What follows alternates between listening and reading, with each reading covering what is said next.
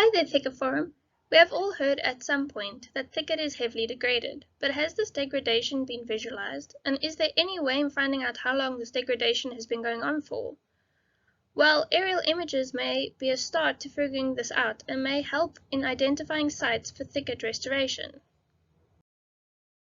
I have used the Thicker Wide Plot project as points of interest for overlaying the aerial images. The Thicker Wide plots were set up between 2008 and 2009 in areas that were considered degraded thicket. With over 350 by 50 meter plots across the thicket landscape, it is arguably one of the largest restoration projects in the world. The aim of this project was to establish a better understanding of thicket restoration conditions by planting specboom truncheons and seeing how well they survived. Of the 300 plots that exist, Marius van der Vyver identified the top 100 plots that survived the best a couple of years after planting and establishment. I have used some of these top plots as a desktop study for thicket degradation and potential restoration. Aerial images have been taken across South Africa from 1901 to 2007, with the largest groups of photos taken between 1930 and 1955. And these images are freely available on the CDNGI geospatial portal, which then can be overlaid onto present-day Google Earth images as a snapshot analysis of how the area has changed over time. A bit of a disclaimer, these images are not geo-rectified, and by overlaying them onto Google Earth, you are only pseudo-geo-rectifying them, so there will always be some distortion between the images and Google Earth. So then what is the link between the thicker wide plots and these aerial images? Well, because there are thousands upon thousands of aerial images that have been taken over many years across South Africa, we can use these images as a way to assess landscape change over time. And with the thicker wide plots being in what is thought as degraded thicket, and the top 100 plots representing areas where specboom does well, we can combine the thicker wide plot locations with the aerial images to assess level and period of degradation, as well as suitability for restoration in terms of the likelihood of thicket being present in these areas in the past. You might be wondering how aerial images will help in restoration planning. Well, we're about to look into it. By using early aerial images, we will be able to assess what the vegetation looked like at that time, as well as what was there before. If we detect large areas of thicket in the 1940 images, we can safely assume the area was part of the thicket biome, and restoring it wouldn't be a bad idea. Using traffic lights as an analogy, if the 1940 image shows large areas of thicket, then it's a good idea for restoration. If the image shows high levels of degradation with very little thicket, then the area could potentially be a restoration site. Maybe a quick visit to the area might be needed. But if the 1940 image and Google Earth show the exact same landscape decades apart, then we might not be able to rely on aerial imagery. Further investigation into the landscape may be needed. What you see here is the distribution of the top 100 plots. Of the plots that I have overlaid so far, I'm going to be showing you a few from the Grahamstown, Kirkwood, and Oudtshoorn areas. Now let's have a bit of fun. How about a game of spot the difference? In the images, dark grays represent dense vegetation, in this case most likely thicket. White or light grays will represent bare ground, karoo or pseudo-savanna, and the pins represent the locations of thicket-wide plots. Please feel free to pause the video to have a better look at the images or to see if you can spot the differences before I start describing them. Comparing these two images, you can see it's still pretty green in present day with some degradation in areas. Citrus farming is expanding and camps are being set up. Some of these white patches that you see are most likely not degradation but geological boundaries preventing thicket establishment. Calcrete geologies are common in this area and would therefore exclude thicket. These areas very close to Kirkwood are also less likely to have livestock-related degradation due to the presence of heartwater disease in the area.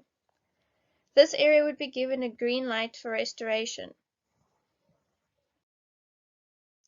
Another Kirkwood image with expanding citrus. You can see this whole area over here has become citrus farms or some form of agriculture.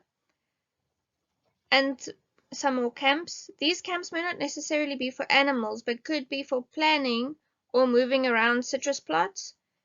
This area up here has most likely recently been cleared for citrus planting. this area would be given a green light for restoration.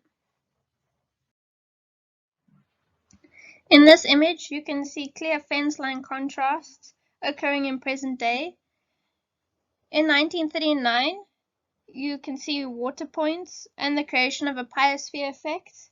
Again, some of these open patches in 1939 may be a result of geology.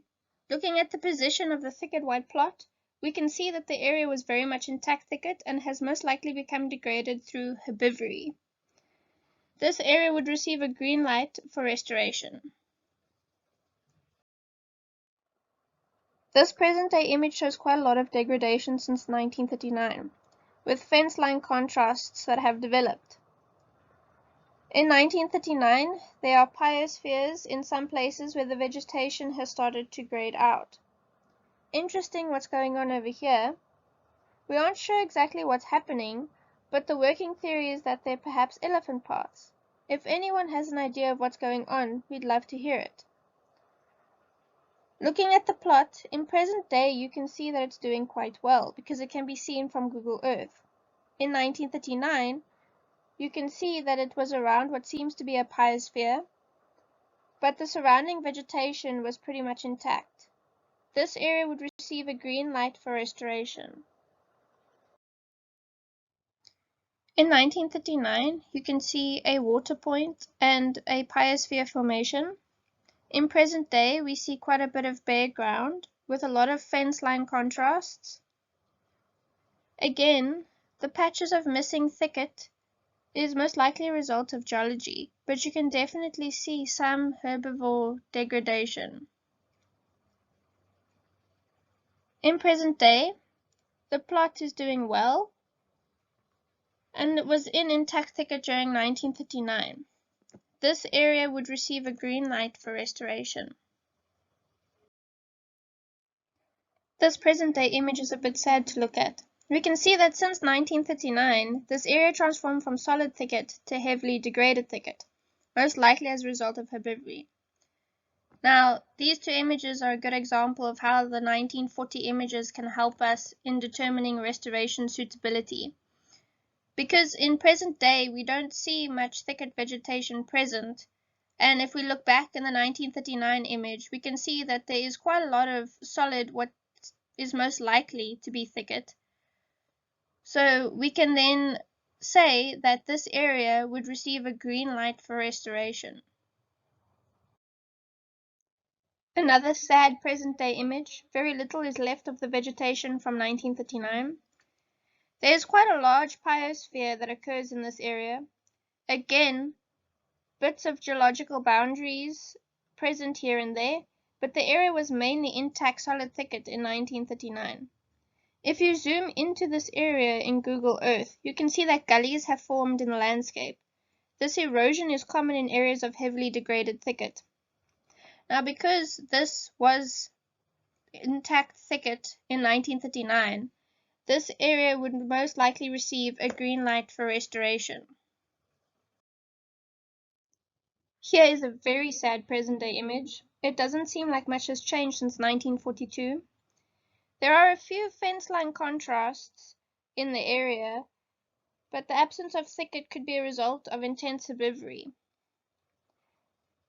At some point, this could have been intact or mosaic thicket, but we would need an on-ground assessment to be sure. Because there is not enough evidence in the 1942 image to tell us that this was thicket before the degradation began, this area would receive a yellow light for restoration due to the need for further investigation.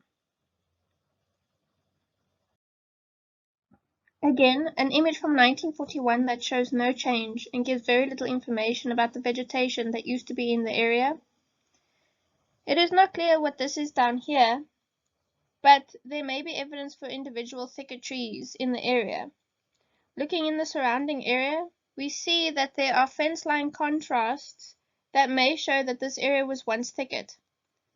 A ground level assessment would need to take place to decide if this is a suitable area for restoration and determine if thicket occurred here. With that, I would say that this area would get a yellow light for restoration. The 1939 and present-day image both look the same. The veg map says that this area near Oudtshoorn is eastern Little Karoo. However, there is a plot here that is doing well, and there are other thicket types around this area. Perhaps more investigation is needed. Because these images don't show evidence of thicket other than the speckworm that grows well in the area, this area would be given a red light because it would not be advisable to set up thicket restoration sites here without conducting multiple ground assessments. So what have we just seen in the 1940 images? We just saw that they can be very useful in quick landscape analyses and can often reveal the cause for degradation and potentially for how long it has been going on for in the landscape. These images can also reveal areas that are in much need for restoration and which potentially should be placed at the top of the restoration priorities list. However, we should not rely on aerial images to do all of the decision making for us. We can use these images to aid in our restoration planning, but the 1940 images do not hold all of the answers. It is a pretty cool tool, though, that quickly lets us see the evidence we need, and may save some time on extensive landscape surveys to determine suitable areas for restoration. Thank you for watching.